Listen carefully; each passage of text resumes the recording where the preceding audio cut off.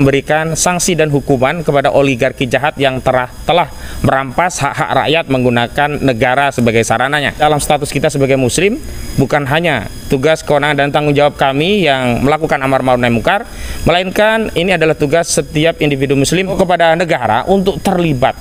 Jangan biarkan rakyat ini menjadi yatim piatu. Segera hentikan proyek PSN PIK 2, hentikan proyek PIK 2, segera seret Aguan dan Antoni Solim ke penjara. Perlawanan rakyat harus bangkit. Kita akan punah bila kita tidak bergerak.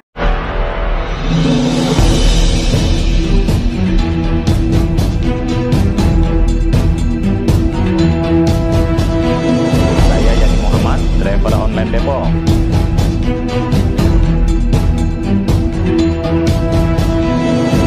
Bismillahirrahmanirrahim.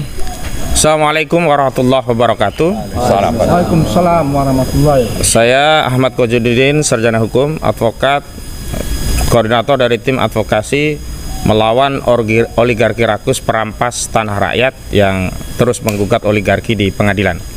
Perlu kami sampaikan beberapa hal sebagai berikut.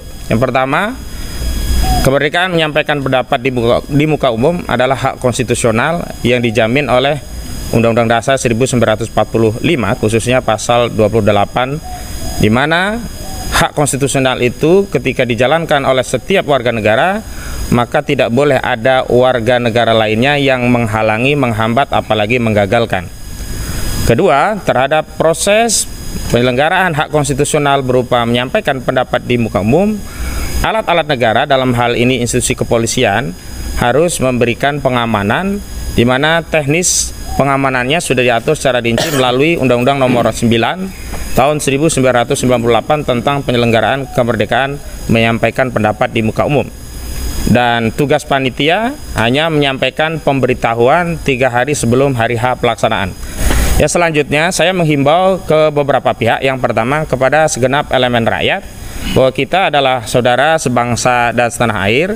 Musuh kita sama, yakni tadi state corporate crime, oligarki jahat yang merampas tanah rakyat, merampas tanah saudara kita dan negara yang memberikan fasilitas terhadap proses perampasan tadi.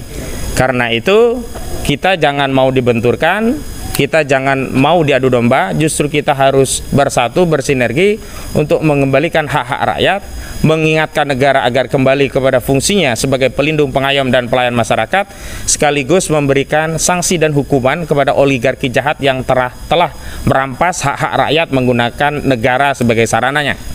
Yang kedua, kami juga menghimbau kepada para tokoh, para ulama, para alim, advokat, akademisi untuk bisa terlibat aktif, termasuk pondok pesantren bisa mengajak santri-santrinya. Kenapa demikian? Karena tugas amar ma'ruf nahi munkar sebagaimana sabda Nabi SAW, man ra'a minkum munkaram falyughayyirhu biyadihi fa illam yastati fa bilisanihi fa illam yastati fa biqalbihi fadzalika ad'aful iman. Artinya hadis ini telah memerintahkan kepada kita dalam status kita sebagai muslim, bukan hanya tugas, kewenangan, dan tanggung jawab kami yang melakukan amar ma'ruf nahi munkar, melainkan ini adalah tugas setiap individu muslim. Terlebih lagi, tugas dan tanggung jawab ini menjadi beban berat bagi para alim, para ulama yang lebih mengetahui rincian dalil-dalilnya, dan para akademisi yang lebih mengetahui fakta-fakta tentang peraturan dan kebijakan, termasuk para aktivis yang lebih mengetahui kerusakan yang terjadi di lapangan. Selanjutnya, terakhir saya menghimbau kepada negara untuk terlibat. Jangan biarkan rakyat ini menjadi yatim piatu, memperjuangkan haknya secara sendiri-sendiri, seolah-olah tidak ada penguasa.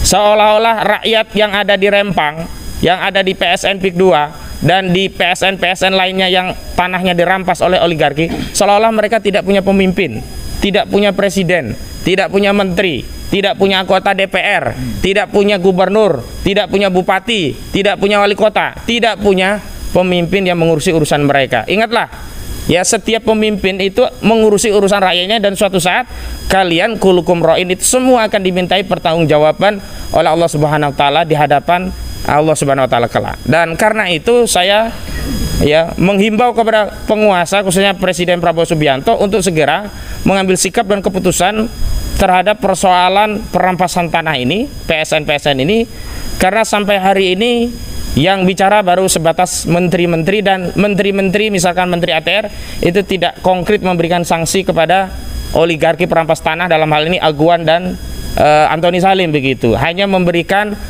detail tentang pelanggarannya di RT RW, RUTR dan RDTR, tetapi tidak memberikan sanksi, malah terakhir memberikan peluang untuk melegitimasi ya ilegalitas perampasan tanah tadi melalui dua pintu. Yang pertama diminta untuk melengkapi rencana tata ruang dan wilayah melalui Pemda setempat, baik melalui gubernur kabupaten maupun wali kota, dan yang kedua justru memberi peluang langsung ke Kementerian ATR untuk mengganti peruntukan lahannya yang sebelumnya menjadi lahan hutan lindung.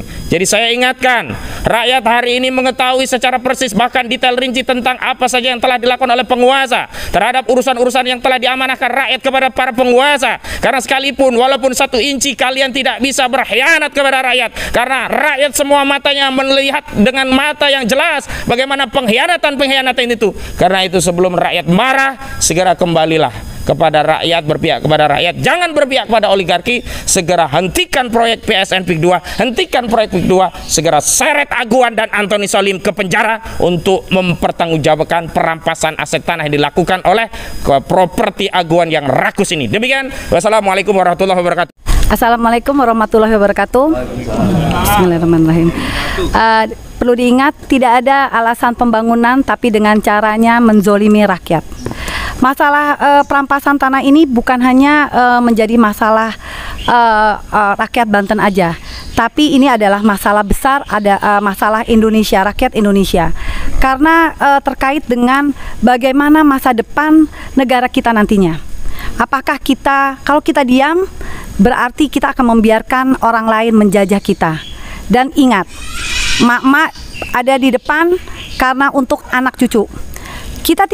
Kami tidak rela bila nanti anak-anak kami akan menjadi jongos atau hanya menjadi hanya menjadi penonton.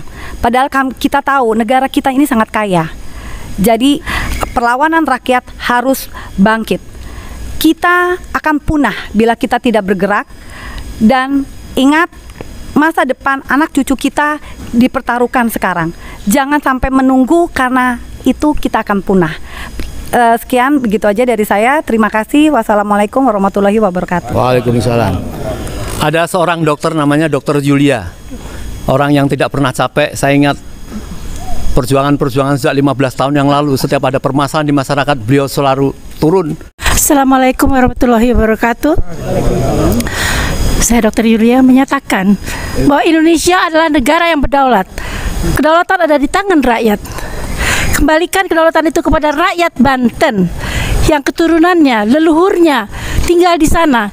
Kita tidak intervensi negara lain, dan kami menolak intervensi dari negara lain terhadap kita.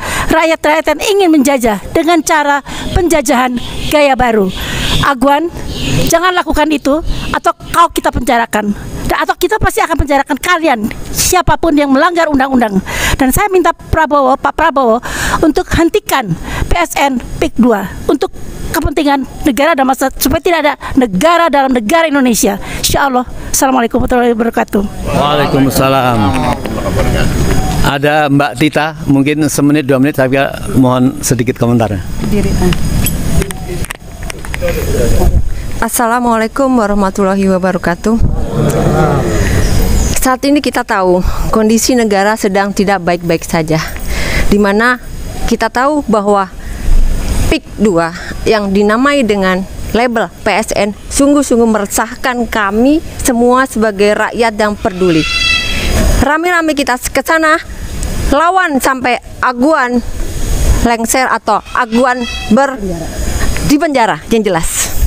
Kami tunggu Anda di sana. Wassalamualaikum warahmatullahi wabarakatuh.